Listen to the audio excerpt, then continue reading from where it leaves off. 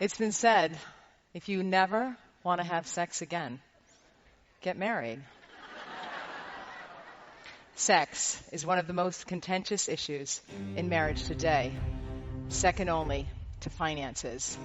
There are many married couples that have not had sex for months, even years, and that's okay, as long as they're okay with it and happily married. The problem arises when one person in the relationship wants sex and the other doesn't.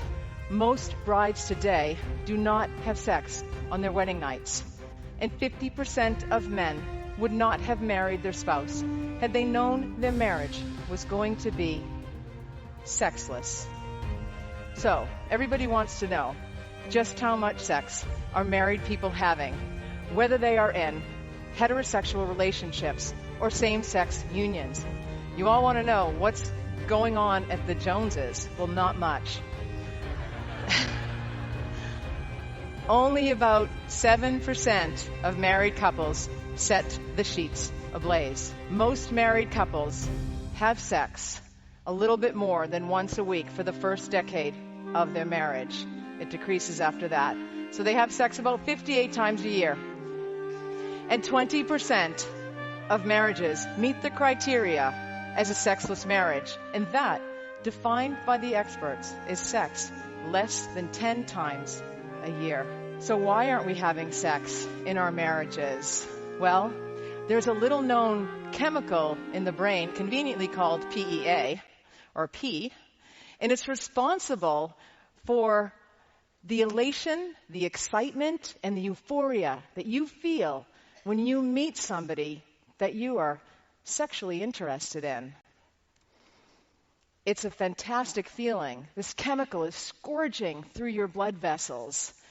You are so happy. That's how powerful this little chemical is. Well, what happens after 2 years, that chemical diminishes, as does sexual frequency.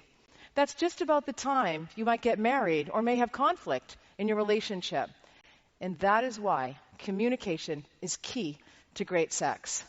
Now, there's another reason we're not having sex in our relationship, and that has to do with the sex education that we provide. We teach girls and women that sex is dirty and sex is bad, or it's overrated. We say you're just going to get a sexually transmitted infection anyway, or you might get pregnant. This whole fear-based thing frightens women from enjoying sex. We are exhausted doing it all and never doing it. And when we are doing it, we're checking our smartphones. 10% of people check their smartphones during sex. 35% immediately afterward. We are connected to the internet.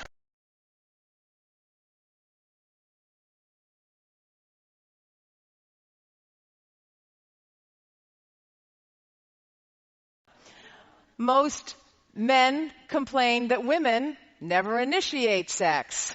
The reason for this is because, once again, the sex education we provide to women. Women falsely believe that female sexual interest, desire, precedes sexual activity, when in actuality, it is sexual activity that prompts sexual interest and desire. Sexual arousal emerges as a result of sexual activity. You want to come home and you want to make love to your wife if you're in a heterosexual relationship. So after a long and quite possibly very hard day, you come home to a bit of chaos perhaps, but you've just got sex on the mind, and she says, "Did you remember the milk?" And you're like, "Darn, the milk. I forgot the milk." Don't beat yourselves up about it. If not for the milk, we have Facebook, hormones. I'm feeling a little tired tonight. My stomach's sticking out. I'm feeling kind of fat. Can't do it tonight. Why treat my erectile dysfunction? Well, I liken the penis to a plane. If the pilot can't get the plane up in the air and keep the plane in the air for the entire trip, there's probably a problem with the engine. So if you can't get your penis up and keep it up for the entire sexual experience, there's likely a problem with your engine. Well, that's your heart. Erectile dysfunction is the canary in the coal mine, and it may signify cardiovascular disease. It may also indicate diabetes. So these two medical conditions, in addition to low testosterone, stress, substance use and abuse, excessive alcohol consumption, unresolved conflict, financial issues, all of those may contribute to low sexual desire, and you may end up in a sexless marriage. People who live in sexless marriages report feeling frustrated, unloved, undesirable, unattractive, and the worst of all, lonely. And loneliness has been shown to increase vascular resistance and elevate blood pressure and lead to an early death. You are more likely to die from loneliness than you are from obesity or excessive alcohol consumption. When I educate women and I say, if you're not having sex with your husband, someone else may, they get upset and they say that I'm blaming women for men's bad behavior, when in actuality, I'm doing a community service. You see, men in sexless marriages cheat to remain in that marriage in general, and women cheat to leave a sexless marriage. And women cheat too. Nobody ever thinks we do. We're just sneakier about it. Technology is fast replacing human connection at high speed. So how do you rev up the sexless marriage? Sex is about blood flow.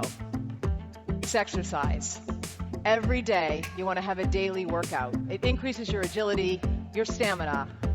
Women will experience more sexual sensation when blood is flowing to the genitalia. It also helps to treat erectile dysfunction. Also, get help for any of the sexual dysfunctions.